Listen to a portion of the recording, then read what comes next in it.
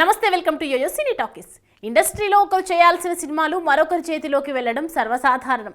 అలాంటి సినిమాల్లో ఎక్కువ శాతం హిట్ టాక్ సొంతం చేసుకున్నవే ఉంటాయి. అలా ఓ భారీ హిట్ను విక్టరీ వెంకటేష్ మిస్ చేసుకున్నారంట. ఈ విషయం ఇన్నాళ్లకు బయటకు వచ్చింది. టాలీవుడ్ మంచి గుర్తింపు ఉన్న వెంకటేష్ చేసిన చాలా సినిమాలు ఇండస్ట్రీలో మంచి విజయాలు అందుకోవడమే కాకుండా ఆయన్ని ఫ్యామిలీ ఆడియన్స్కి బాగా దగ్గర చేశాయని చెప్పాలి. ముఖ్యంగా వెంకటేష్ నుంచి ఒక సినిమా వస్తుందంటే ఫ్యామిలీ ఆడియన్స్ మొత్తం ఆ సినిమా కోసం ఎదురు చూస్తూ ఉంటారు. అందుకే ఆయన సినిమాలు ఎక్కువగా ఎమోషనల్ డ్రామాగా తెరకెక్కుతూ ఉంటాయి. తమిళ సినిమా ఇండస్ట్రీలో దర్శకుడిగా గుర్తింపు పొందిన శంకర్ డైరెక్షన్లో వచ్చిన భారతీయుడు సినిమాని మొదట వెంకటేష్తో చేయాలని అనుకున్నారు. కానీ అప్పటికే వెంకటేష్ కొన్ని సినిమాలు కమిట్ అయి ఉండడం వల్ల అతను డేట్స్ అడ్జస్ట్ చేయలేకపోయాడు. దాంతో సినిమాని కమల్ హాసన్తో చేశాడు. ఈ సినిమా సూపర్ డూపర్ సక్సెస్ సాధించడమే కాకుండా కమల్ హాసన్ కెరియర్లో కూడా ఇది ఒక బెస్ట్ సినిమాగా నిలిచిపోయింది. అందులో భాగంగానే ఇప్పుడు ఆ సినిమాకు సంబంధించిన సీక్వెల్ను కూడా తెరకెక్కిస్తున్నారు.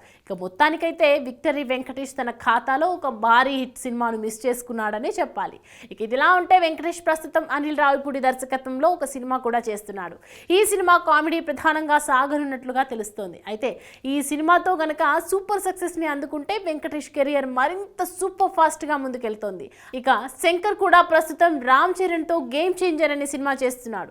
ఈ సినిమా షూటింగ్ చివరి దశకు చేరుకుంది.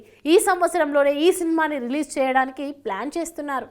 మొత్తానికైతే శంకర్ ఈ సినిమాతో భారీ సక్సెస్ ని కొట్టి మరి మరోసారి తన స్టామినా ఏంటో పాన్ ఇండియా రేంజ్ లో ప్రూవ్ చేసుకోవాలని చూస్తున్నాడు. హాయ్, హలో, మెస్మరైజ్ చేసే మూవీ ముచ్చట్లు, రిలీజ్ అయిన వెంటనే రివ్యూస్, మీ అభిమాన తారల రియల్ స్టోరీస్, సినిమా సమాచారం ఏదైనా క్షణాల్లో మీ చెంతకు. మరింకెందుకు ఆలస్యం, యోయో సినీ టాకీస్ ని సబ్స్క్రైబ్ చేసుకోండి. హలో నోటిఫికేషన్ కోసం గంట కొట్టడం అస్సలు మర్చిపోకండి.